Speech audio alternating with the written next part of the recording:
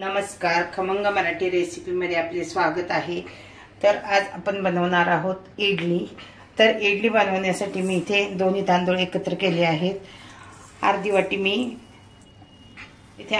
मी उकडा तांदूळ घेतलेला आहे आणि आपला बाकीचा वाडा कोलम घेतलेला आहे। तर मी टोटल 3 वाट्या तांदूळ घेतलेला आहे आणि इथे 1.25 वाटी उडदाची डाळ घेतलेली आहे। तर मी तुम्हाला दाखवते कोणत्या वाटीने आपण मोजून घेतलेला आहे।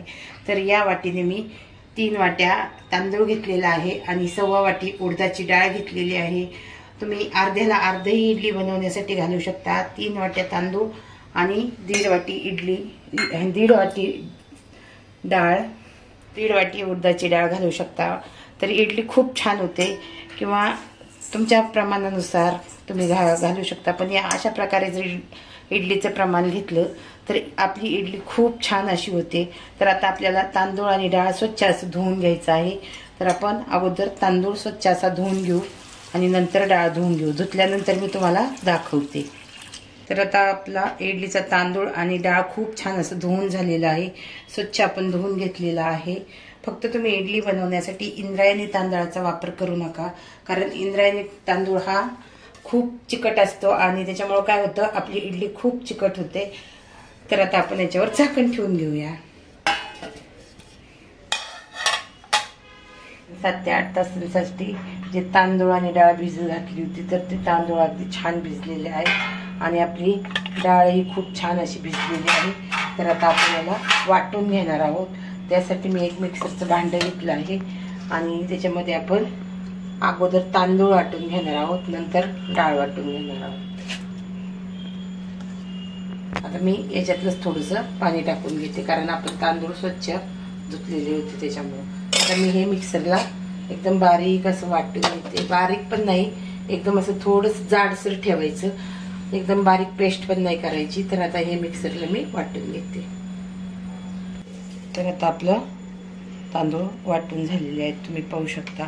एकदम असे जाडसर वाटलेले आहेत आपण, एकदम बारीक असे वाटलेले नाही आहेत। तर आता आपण ते एका भांड्यामध्ये काढून घेऊया।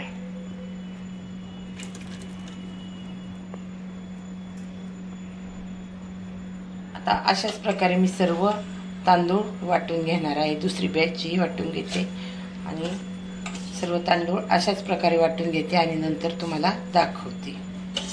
आपला तांदूळ छान असं वाटून झालेला आहे। तर आता आपण ही डाळ वाटून घेणार आहोत उडदाची। तर तांदूळ खूप छान असं वाटून झालंय। आता आपण उडदाची डाळ मिक्सरच्या भांड्यामध्ये घालून घेऊया। जाडसर तांदूळ वाटून घेतलेला आहे, त्याच्यामुळे इडली काय होती आपली खूप छान होती, स्पंजी अशी इडली होती। तर आता मी डाळ वाटून घेते। डाळ घालून झालेली आहे आपली। याच्यातलंच थोडंसं पाणी आपण त्याच्यामध्ये घालून घेऊया आणि डाळ लगेच बारीक होते, डाळीला काय वेळ लागत नाही। तर आता मी वाटून घेते। आता आपली डाळ छान अशी वाटून झालेली आहे। तर मी डाळ आणि तांदूळ एकत्र करते। आता सगळी डाळ काढून घेते मी। अशा प्रकारे आपण दुसरी डाळ वाटून घेऊ आणि संपूर्ण डाळ वाटून झाल्यानंतर मी तुम्हाला दाखवते। तर अशा प्रकारे आपलं इडलीचं बॅटर पूर्णपणे छान असं वाटून झालेलं आहे, तुम्ही पाहू शकता। आपण आता त्याला मिक्स करूया। डाळ आणि तांदूळ छान अशी डाळ आणि तांदूळ मिक्स झाले की आपण त्याच्यावर झाकण ठेवून घेणार आहोत। आपलं इडलीचं बॅटर छान असं वाटून झालेलं आहे। आता मी त्याच्यावर 5 ते 6 तासांसाठी झाकण ठेवून घेते। आता आपण झाकण ठेवून घेतलं आहे, नंतर इडली करताना बघूया। तर आता आपण इडली बरोबर सांबार बनवणार आहोत। त्यासाठी मी इथे डाळ शिजवून घेतलेली आहे। तुरीची डाळ आहे आणि थोडीशी मूग डाळ आहे। ही डाळ छान अशी शिजवून घेतलेली आहे। डाळ शिजवताना दाखवली नाही, कारण आपली सांबारची रेसिपी ऑलरेडी यूट्यूबवर टाकलेली आहे, त्याच्यामुळे मी आता अगोदर डाळ शिजवून घेतलेली दाखवलेली नाही। तर आता आपण त्याच्यासाठी साहित्य घेतलेलं आहे। डाळ शिजवून घेतलेली आहे, लाल भोपळा घेतलेला आहे, तो काही एवढा पिकलेला नाही, थोडासा कच्चाच आहे। लसूण घेतलेला आहे ठेचून, टोमॅटो घेतलेला आहे एक छोटासा चिरून, कांदा घेतलेला आहे छोटासा, शेवग्याची शेंग घेतलेली आहे, कोथिंबीर घेतलेली आहे आणि इकडे लाल तिखट घेतलेला आहे 1 चमचा आणि सांबार मसाला घेतलेला आहे 1 चमचा मीठ घेतलेलं आहे. चला तर आता आपण सांबार बनवायला स्टार्ट करूया. गॅसवर एक पातेलं ठेवून घेतलेलं आहे. त्याच्यामध्ये आता आपण तेल घालून घेणार आहोत.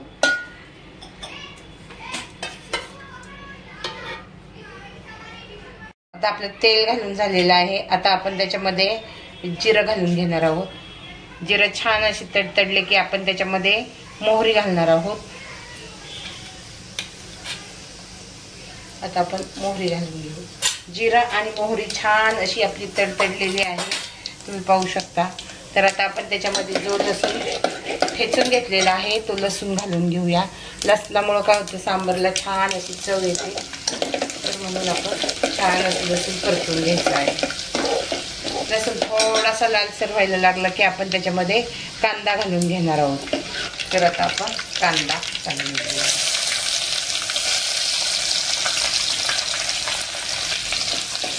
कांदा असा थोडासा आपला छान असा मऊ झाला की आपण टोमॅटो घालून घेऊया. आता आपण याच्यामध्ये टोमॅटो घालूया. कांदा छान असा मऊ झालेला आहे, तर आता आपण टोमॅटो घालूया. टोमॅटो काय मऊ व्हायला जास्त वेळ लागत नाही. आता आपण याच्यामध्ये थोडंसं मीठ घालूया, म्हणजे टोमॅटो छान असा मऊ होईल.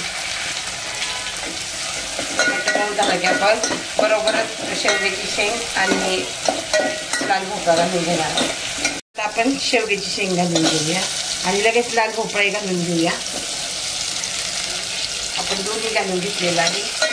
आता आपण काय करूया, व्यवस्थित परतून घेतलं त्याला की आपण त्याच्यावर 2 मिनिटांसाठी झाकण ठेवून घेऊया. म्हणजे काय होतं, भोपळाही छान असा मऊ होतो आणि शेवग्याची शेंग थोडीशी मऊ होते. कारण काय होतं, ती वरणामध्ये आपली शिजल्यानंतर ती जास्त मऊ होते, पण आता सध्या कडकच राहते. पण भोपळ्याच्या फोडी छान अशा मऊ होतात आपल्या. तर आता आपण याच्यावर झाकण ठेवून घेऊया. तर आता आपण झाकण ठेवलं. तर आता आपण झाकण काढून पाहूया. छान अशा शेवग्याच्या शेंगा आणि भोपळा, कांदा, टोमॅटो छान असं आपलं मऊ झालेलं आहे. तर आता आपण मसाले टाकून घेऊया. तर आता हा मसाला आपण टाकलेला आहे.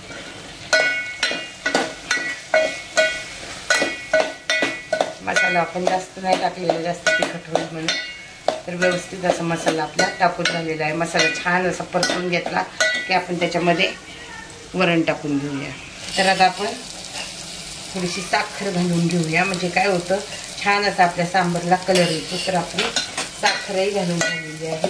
आता आपण जी डाळ शिजवून घेतलेली आहे ती डाळ आपण आता त्याच्यामध्ये घालून घेऊया. त्याच्या आधी थोडीशी कोथिंबीर घालून घेऊया आपण. म्हणजे कोथिंबीर फोडणीमध्ये घातली की त्याची चव अजून वेगळी येते. वरून तर आपण घालणारच आहोत, पण थोडीशी फोडणीमध्ये घालायची. आणि आता आपण शिजलेली डाळ त्याच्यामध्ये घालून घेऊया.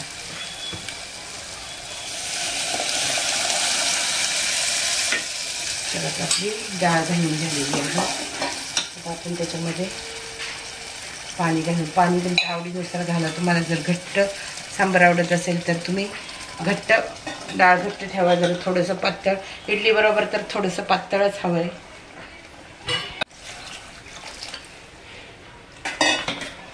तर आपण छान असा आता सांबार उकळू देऊया.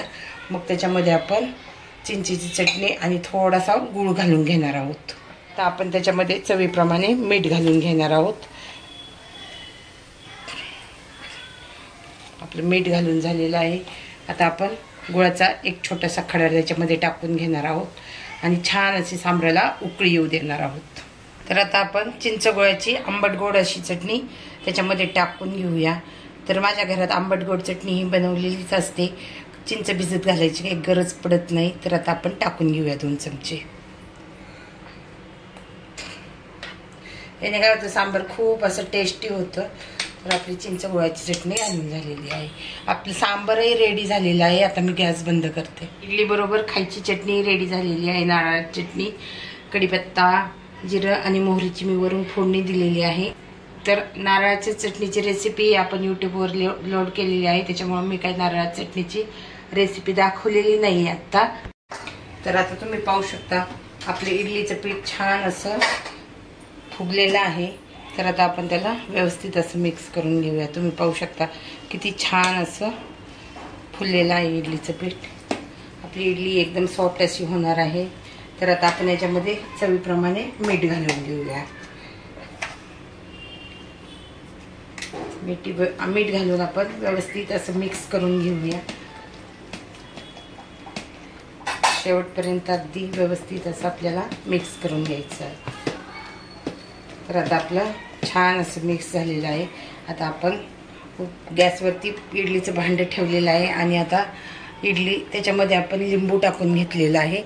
आता तोपर्यंत आपण काय करूया, इडलीच्या छोटी छोटी जी भांडी असतात इडली बनवायची त्याला तेल लावून त्याच्यामध्ये इडली टाकून घेऊया. त्या सर्व भांड्यांना मी असं तेल लावून घेते.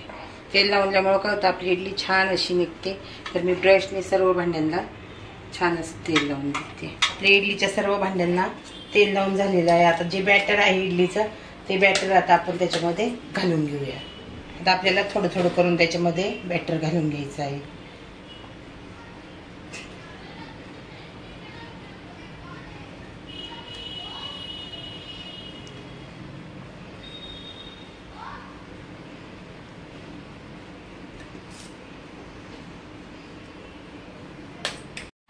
तर आता तुम्ही पाहू शकता आपलं इडलीचं बॅटर इडली पात्रामध्ये भरून झालेलं आहे. तर आता आपण एक एक करून ठेवून घेऊया. तर सर्वात छोटं भांडं आपण आधी ठेवून घेतलेलं आहे. त्याच्यानंतर त्याच्यापेक्षा थोडंसं मोठं भांडं आपण ठेवून घेऊया. आता अशा प्रकारे मी सर्व भांडी इडलीची ठेवून घेते.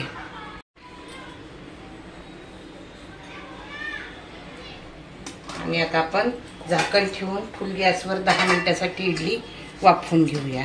आता झाकण ठेवून झालेलं आहे. गॅसची फ्लेम मी फुल केलेली आहे पूर्ण. आणि आता 10 मिनिटं झाली की आपण इडली बघूया. तर आता आपली इडली झाली की नाही आपण बघूया. आपल्या हाताला चिकटली नाही म्हणजे इडली झाली. इडली आपल्या हाताला अजिबात चिटकत नाही आहे. तर आता आपण ती खाली काढून घेऊया. आता आपण इडली पात्रामधून सर्व इडल्या काढून घेतलेल्या आहेत. आणि थोड्याशा थंड झाल्या ना 2 ते 3 मिनिटांनी मग आपण त्याला इडलीच्या भांड्यामधून किंवा इडली पात्रातून त्या काढून घेऊया. आपण त्या कटोऱ्यात पाणी घेतलेलं आहे. इडलीचं भांडं मी माझ्या हातात घेतलेलं आहे आणि चाकू घेतलेला आहे. तर चाकूला मी थोडंसं पाणी लावून घेणार आहे आणि मग इडली काढून घेणार आहे.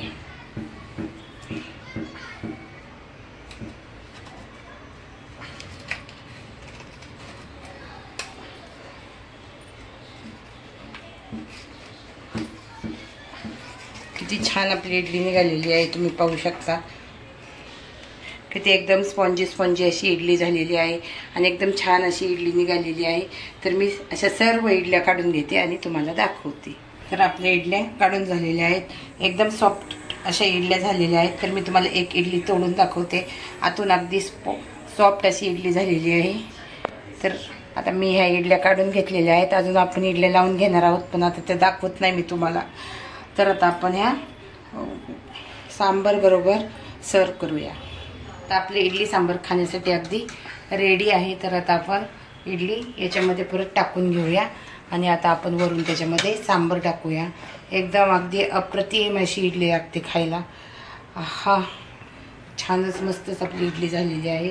तर तुम्हाला माझी ही रेसिपी आवडली असेल तर माझ्या व्हिडिओला लाईक करा, शेअर करा. तुमच्या काही कमेंट असतील तर कमेंट बॉक्समध्ये लिहायला विसरू नका. आणि अशा प्रकारे तुम्ही इडली करून बघा.